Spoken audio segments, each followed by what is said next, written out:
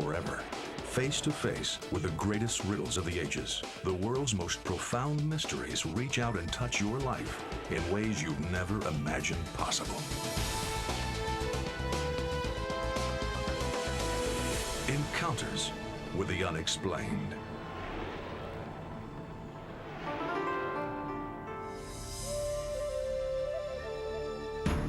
We're about to embark on a journey that will help us unravel the many unexplained mysteries still surrounding the ancient story of Noah and the great flood that covered the earth.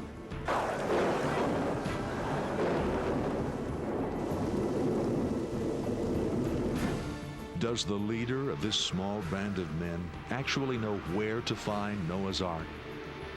Has the most famous ship in the history of the world been discovered at last? Did an American jet fighter plane photograph a man-made object high atop Mount Ararat in 1959?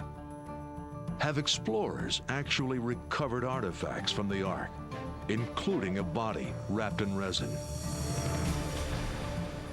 Are there eyewitnesses, photographs, and artifacts that can be relied upon?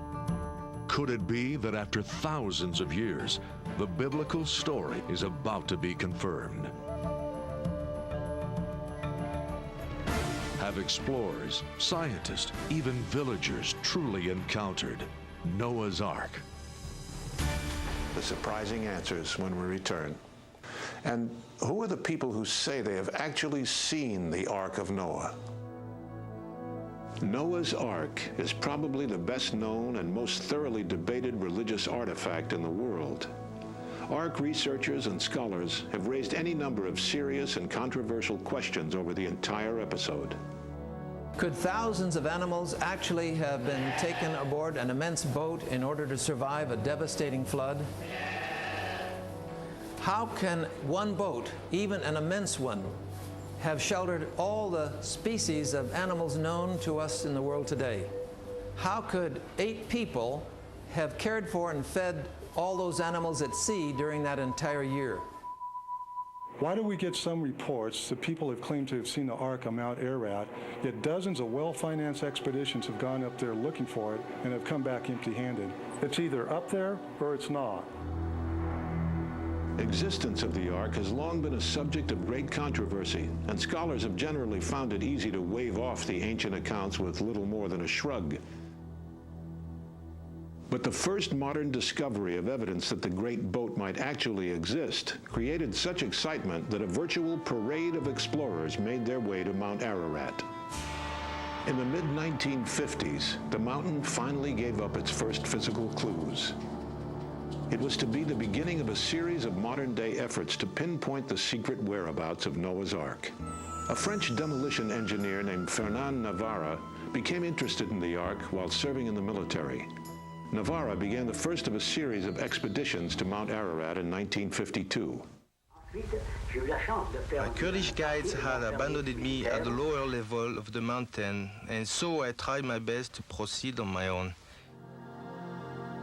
I was not able to find the Ark exposed, but I did see a massive dark shape frozen under the glacier ice.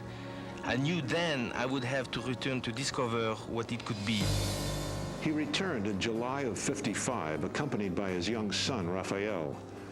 What we see here is actual footage filmed by Fernand Navarra and his son during their expedition. 1955 was a warm year with a great glacial melt-back. I know if I had a chance to reach the Ark, it would be now. It was Raphael who first spotted something. Navarra carefully lowered himself deep into a crevice at the 13,500-foot level. The wood was easy to see, but was frozen into the ice. Still then, I had no idea how big it was. What Navarra chopped from the ice was a 5-foot hand-hewn wooden beam. Proud moment and fulfillment of a long-held wish. But was this actually wood from Noah's Ark? It was determined that the type of wood Navarra found doesn't grow near Mount Ararat. As a matter of fact, there's not a forest within 300 miles of the mountain. Navarra had the wood tested in 3 different laboratories. He was told its age was around 5,000 years, clearly in line with the biblical account of the flood. The scientific tests proved beyond question that something very old, something very mysterious, was definitely on Mount Ararat. Much of what we commonly know about the story of Noah is found in the book of Genesis in the Bible.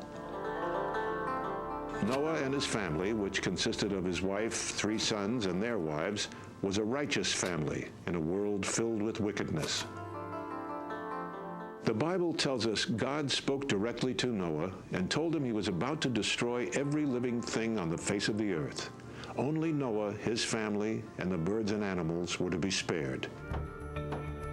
When scientists have gone digging for facts about the Great Flood, some surprising things turn up.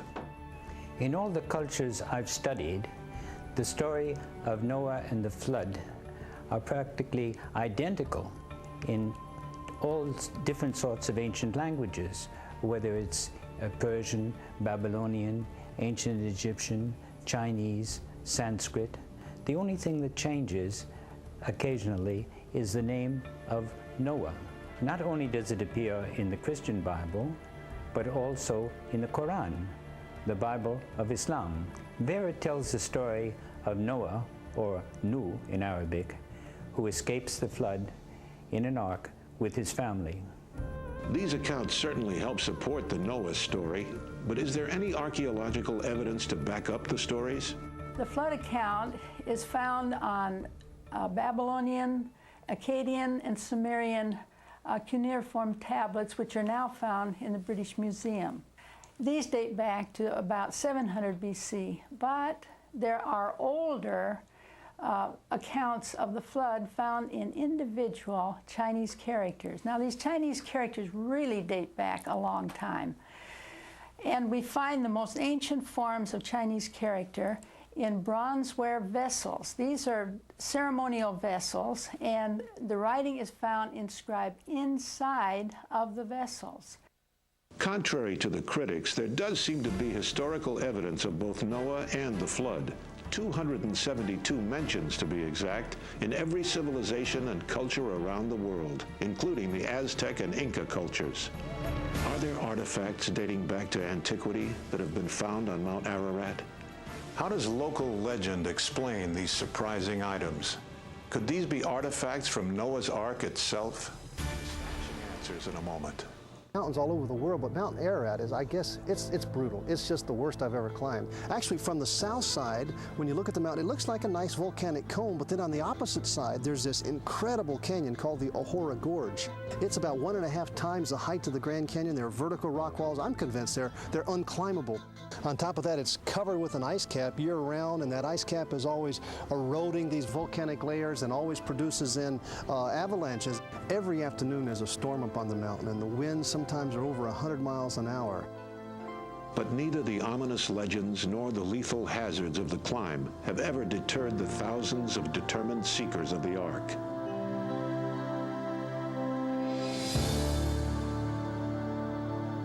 We know that the Chaldean high priest and historian Berosus visited the site about 475 BC, where he wrote considerably of the phenomena he witnessed, stating that it was quite easy to discern the Ark in its resting place high up on the glacier.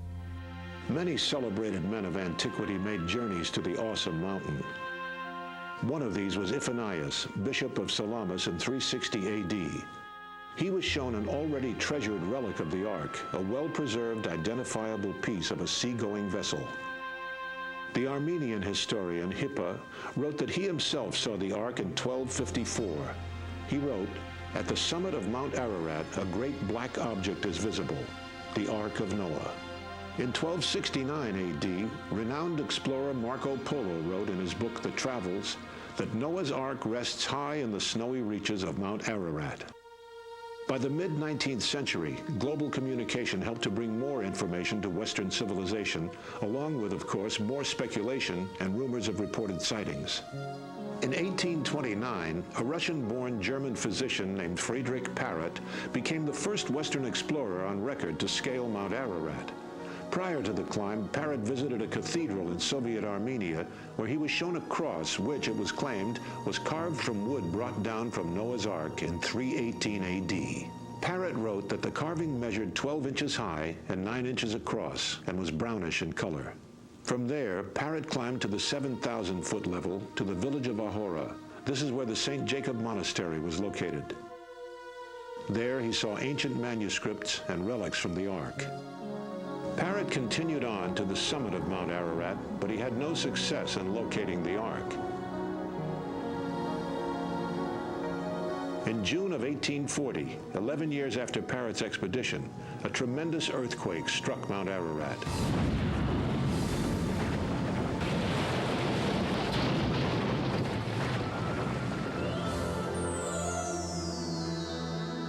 The monastery and most of the 2,000 homes and villages in the area were destroyed. Survivors were few. The monastery and the relics it held literally disappeared under tons of ice and rock from the shattered mountain. What remained was a huge gash in the mountain, deeper than the Grand Canyon, now known as the Ahora Gorge.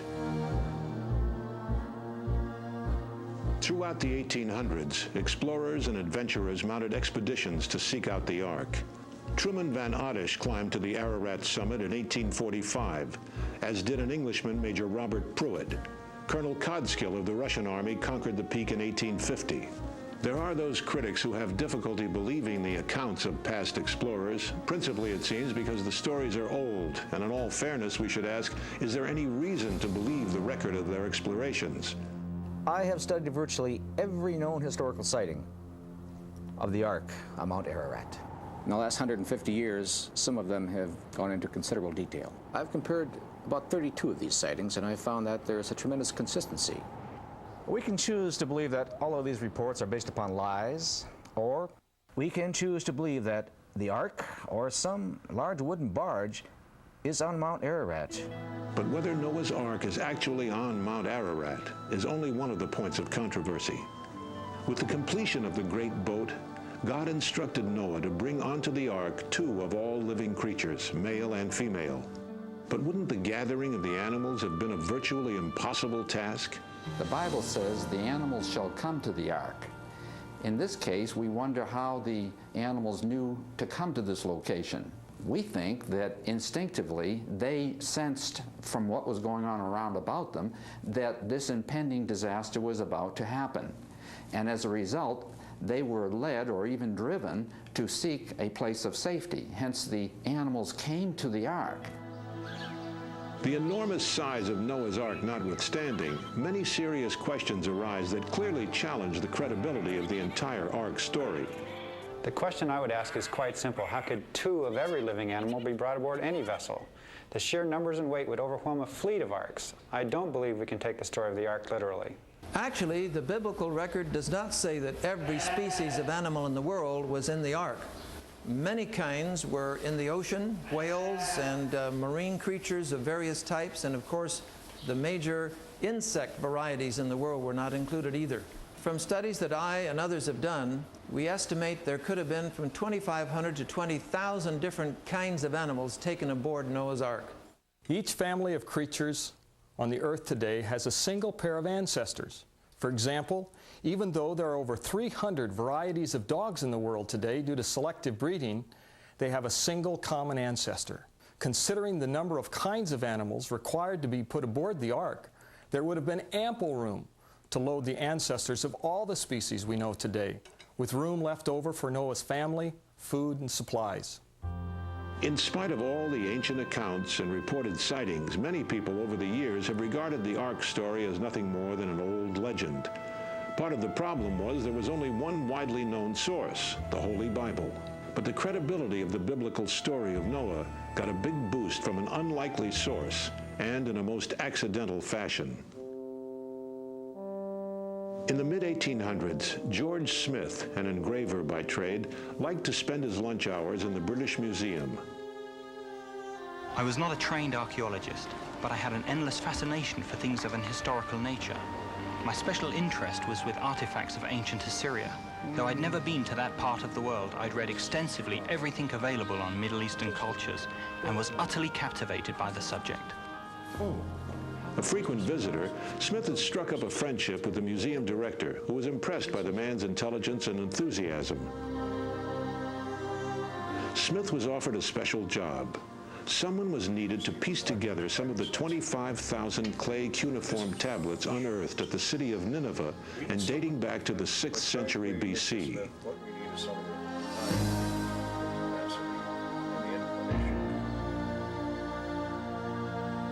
The next 10 years of my life were spent putting together these ancient clay tablets, but it was more than a complicated jigsaw puzzle. The inscriptions I translated from those tablets had a profound effect on the world of archaeology. In 1872, after a decade of work, Smith came upon an account of a ship surviving a great flood and its coming to rest on a mountain. The story told on these tablets, known as the Gilgamesh epic, paralleled exactly the story of Noah in the Bible, suggesting the biblical account is far more than a fictional legend. Smith's startling findings stirred great scientific curiosity and rekindled enormous public interest about the Ark and its possible discovery. And with that renewed interest came another flood, a flood of questions. What about the Ark itself? Was it capable of carrying out its assigned life-saving task? Could a seagoing vessel built to the Ark's specifications endure a 40-day-long cloudburst and survive in a violent, storm-tossed sea? Would the Ark be sound and stable in the water? The surprising answers when we return. Encounters with the unexplained. Admittedly, it's difficult to imagine a huge 3-story wooden barge-like craft surviving at least 40 days and nights of storm-racked seas, especially a craft that had never even been close to water before the fateful deluge. When it comes to the design and construction of the biblical ark, there are several important reasons it could not have existed. First, the technology needed simply did not exist. Second, any modern vessel today would have certainly foundered in far less weather conditions than the biblical deluge. It is highly unlikely Noah's wooden ark would have survived more than a few hours under such conditions. To examine this issue ourselves, we took a model of the Ark to a marine laboratory to see how it would handle waves and other hydraulic stresses. When subjected to the waves generally found on the ocean, the Ark was deemed not only seaworthy, but exceptionally stable. Then the test tank duplicated waves equivalent to 200-foot tidal waves. Again, the Ark was not only seaworthy, but extraordinarily safe. The balance between the buoyant force and the gravitational force and the wave force and so on would be such that the Ark would right itself if it were tilted anywhere up to 90 degrees, anywhere from 0 to 90 degrees, in other words. The righting effect would be such that it would just come right back up again. It'd be practically impossible to capsize. The Ark, it seems, had some remarkably seaworthy characteristics. It was remarkable for another reason as well. No larger ship was built for over 4,000 years. It was 450 feet long, 75 feet wide, and 45 feet high. Its roof could hold 20 volleyball courts. It had 1,500,000 cubic feet of space inside, which is the equivalent of 170 railroad boxcars. The Ark should be thought of in this perspective. Think of a 4-story apartment building almost a block long, and you've got it. But aside from the measurements given in the Bible, how do we know what the Ark really looked like? In 1902, George Agopian, an 8-year-old Armenian boy, became the youngest Ark eyewitness on record. This was a summer of particularly warm weather, leaving the Ark both visible and easily accessible to the young boy and his uncle. It was huge to see, larger even than any building I had ever seen. My uncle was going to lift me on top, but we had to pile up rocks in order to reach it. Young George was boosted up and was able to reach the roof of the vessel. Members of my family had told us stories about coming to the Ark. And now here I was, actually standing on it. Nearby, I could see a hole had been cut in the roof. So I went to it and looked inside. It was just too dark in there to see anything at all. There were pieces broken off here and there, but it was still very solid to walk on. Along the side of the raised section in the middle, there were openings like windows, but there was nothing I could see. Years after the event, Agopian described what he had seen to archaeological illustrator Alfred Lee. Up here, George Agopian, after a 4-year drought, went up with his uncle and saw the Ark completely exposed. He also noticed along the side here the wood grain, beautifully fitted joints with wooden dowels. He could see the color of the grain. It was not a stone formation. It was definitely a man-made wooden construction. All these pieces of beams and wooden planking brought down from Mount Ararat over the centuries present us with yet another question.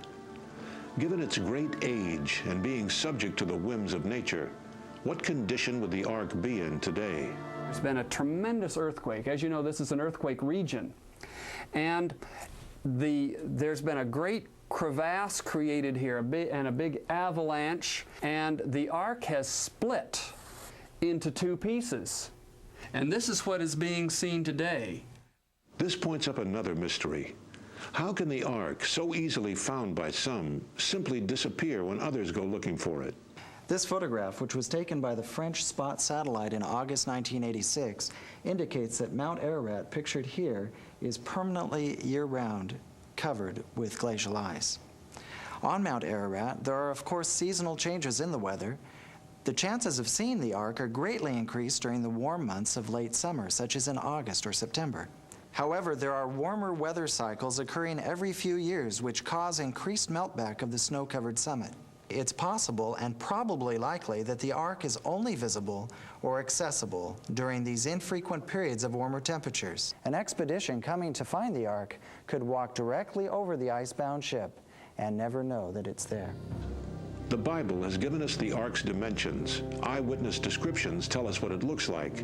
And modern hydrologists tell us it was completely seaworthy, indeed, virtually unsinkable. So, assuming for the moment the Ark is there under the ice, let's turn to the idea of the flood itself.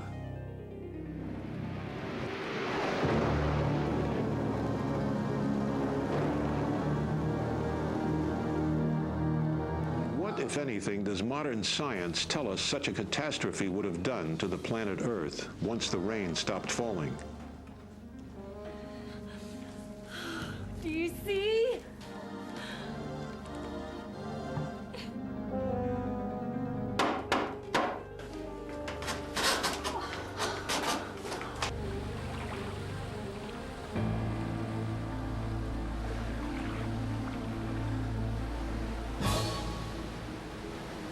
Could it be that answers were actually found here by one of the Defense Department's major research and development laboratories? We can see on our planet 17 very strange features which can now be systematically explained as a result of a cataclysmic global flood whose waters erupted from subterranean chambers with an energy release exceeding the explosion of 10 billion hydrogen bombs. This explanation shows us just how rapidly major mountains formed. It explains the coal and oil deposits, the rapid continental drift, why on the ocean floor there are huge trenches and hundreds of canyons and volcanoes. It explains the formation of the layered strata and most of the fossils, the frozen mammoths, the so-called ice ages, and major land canyons, especially the Grand Canyon. The pre-flood Earth probably had only one very large supercontinent covered with lush vegetation. There were seas and major rivers. The mountains were smaller than today's, but perhaps 9,000 feet high. According to the hydroplate theory, the pre-flood Earth had a lot of subterranean water, about half of what is now in our oceans. This water was contained in interconnected chambers, forming a thin spherical shell about half a mile thick, perhaps 10 miles below the Earth's surface. Increasing pressure in the subterranean water stretched the crust just as a balloon stretches when the pressure inside increases. Failure in the crust began with a microscopic crack which grew in both directions at about 3 miles per second. The crack, following the path of least resistance, encircled the globe in about 2 hours. As the crack raced around the Earth, the overlying rock crust opened up like a rip in a tightly stretched cloth. The subterranean water was under extreme pressure because of the weight of the 10 miles of rock pressing down on it. So the water exploded violently out of the rupture. All along this globe-encircling rupture, fountains of water jetted supersonically almost 20 miles into the atmosphere. The spray from this enormous fountain produced torrential rains, such as the Earth has never experienced before or after. The Bible states that all the fountains of the great deep burst open on one day. And it describes these events about 5,000 years ago, which we can now tie together scientifically. Some of the water jetting high above the cold stratosphere froze into supercooled ice crystals, producing some massive ice dumps, burying, suffocating, and instantly freezing many animals, including the frozen mammoths of Siberia and Alaska. The high-pressure fountains eroded the rock on both sides of the crack, producing huge volumes of sediments that settled out of this muddy water all over the Earth. These sediments trapped and buried plants and animals, forming the fossil record. This erosion widened the rupture. Eventually, the width was so great that the compressed rock beneath the subterranean chamber sprung upward, giving birth to the mid-oceanic ridge that wraps around the Earth like the seam of a baseball. The continental plates, the hydroplates, still with lubricating water beneath them, slid downhill away from the rising mid-Atlantic ridge. After the massive, slowly accelerating continental plates reached speeds of about 45 miles per hour, they ran into resistances, compressed and buckled. The portions of the hydroplate that buckled downward formed ocean trenches. Those that buckled upward formed mountains. This is why the major mountain chains are parallel to the oceanic ridges from which they slid. The hydroplates, in sliding away from the oceanic ridges, opened up very deep ocean basins into which the floodwaters retreated. On the continents, each bowl-shaped depression or basin was naturally left brimful of water, producing many post-flood lakes. This illustration of a massive worldwide catastrophe in antiquity does support the biblical story of the deluge in every detail.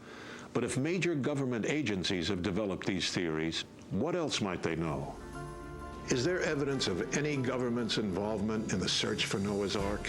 Satellites have mapped the globe with cameras of unbelievable clarity and resolution. Can Mount Ararat have escaped these lenses?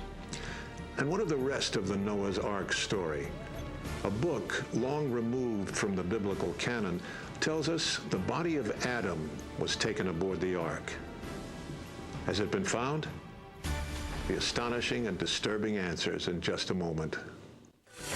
Dramatic new disclosures never before seen.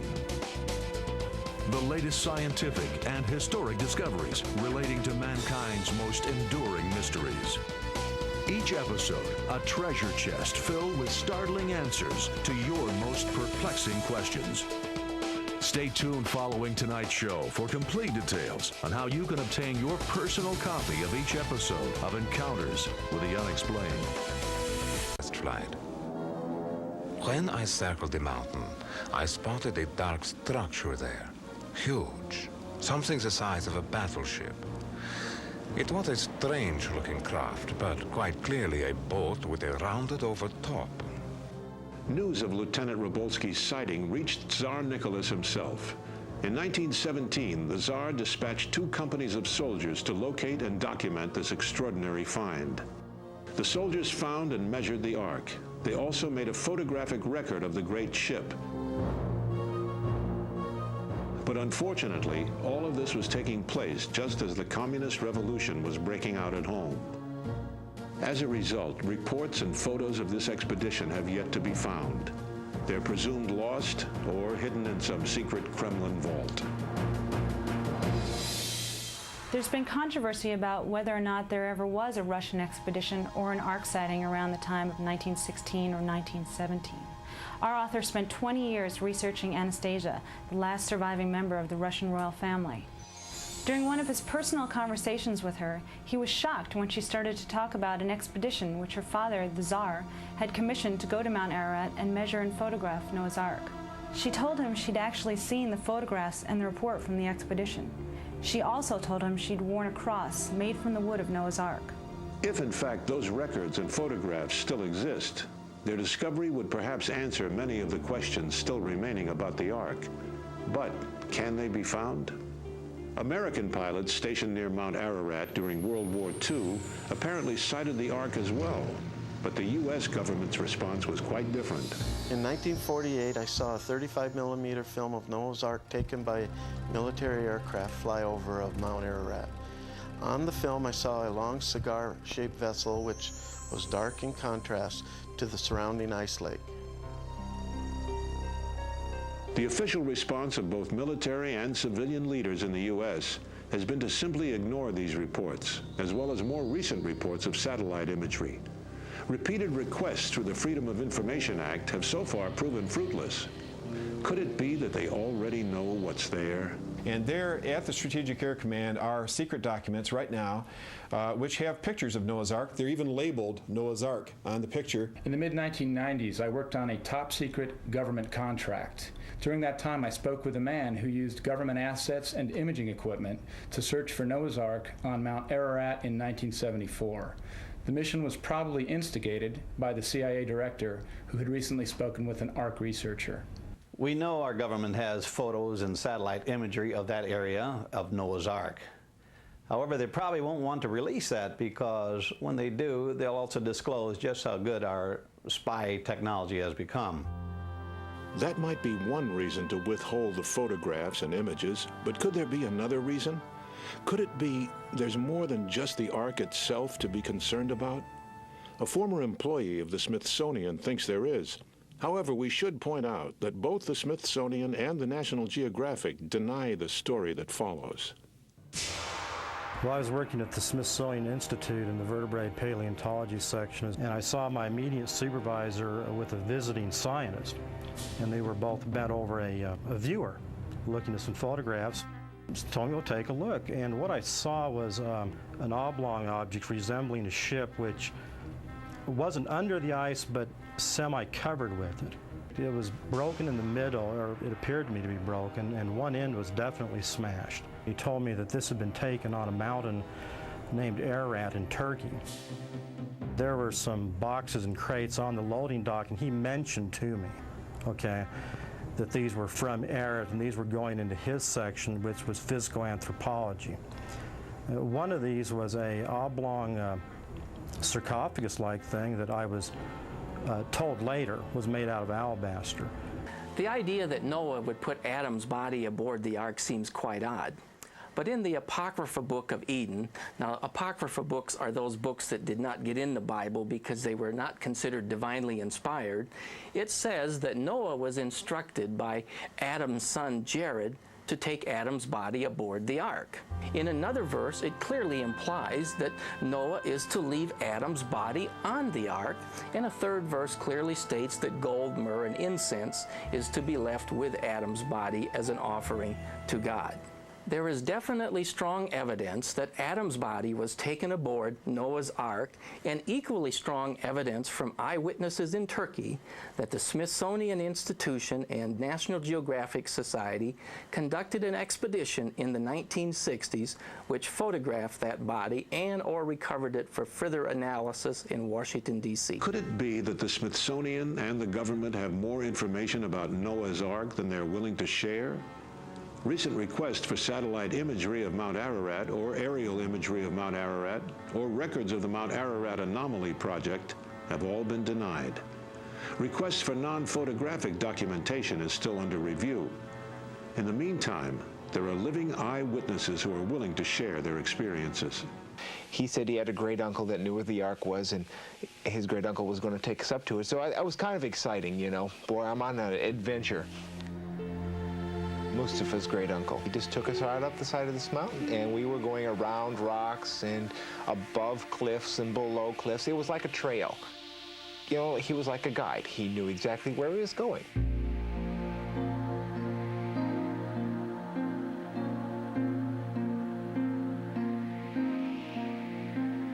And I'm tired and I'm winded and it's, oh boy, when is this ever going to end? When are we going to see the Ark? If we don't see it pretty soon, I want to go back.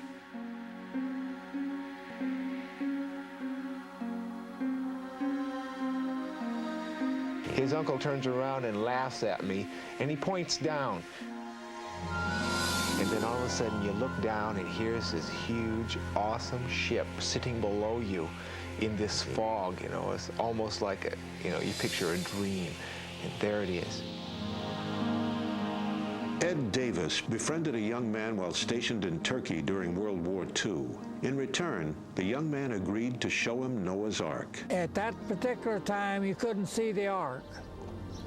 When you got where you could see it, he would come back and get me. I thought, well, that... But a couple of months later, he come back. He said, we can see it, let's go. We were all tied together, about 20 feet apart with a big rope. I was never as cold, as wet, as hungry, as sleepy in my life as I was when I got up there. They was trying to show me the Ark. When I was standing, it looked like a big piece of blue rock. And then we moved back, and then we could see in the end of it. It was awesome. You knew somebody was watching you. There was something going on. I don't know how to explain that feeling, but you knew someone or something. Well, it was just a mighty power someplace present. Dr. Ahmet Ali Arslan is a Washington correspondent for a major Turkish newspaper, but he knows Mount Ararat like few men do. I grew up there, and I climbed more than 50 times to the summit of Mount Ararat. In 1989, and I climbed the northern part of Mount Ararat and upper side of Ahora Gorge. I went to check a certain area which had been shown in a satellite photo as a possible location of Noah's Ark. I noticed 100 or 200 feet away there was a building type of structure, definitely made of wood. It almost looked like a captain's cabin. It shouldn't be there. My belief is that what I saw and what I took in my photographs definitely, without question, is Noah's Ark. Those who believe that the Bible is a book of historical truth will more easily accept the possibility of the Ark being on Mount Ararat.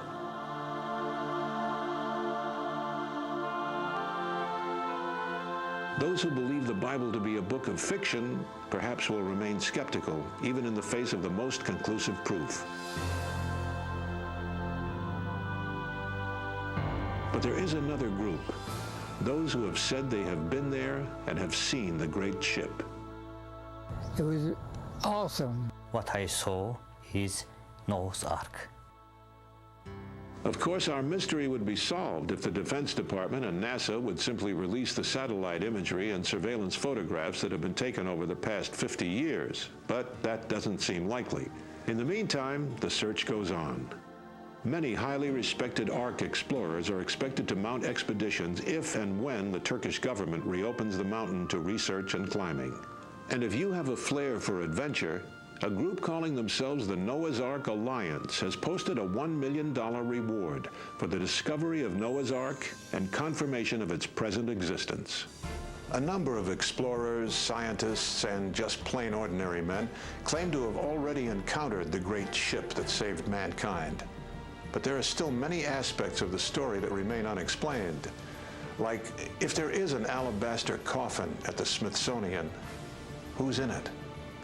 Until our next encounter with the unexplained, I'm Jerry Orbach. Good night.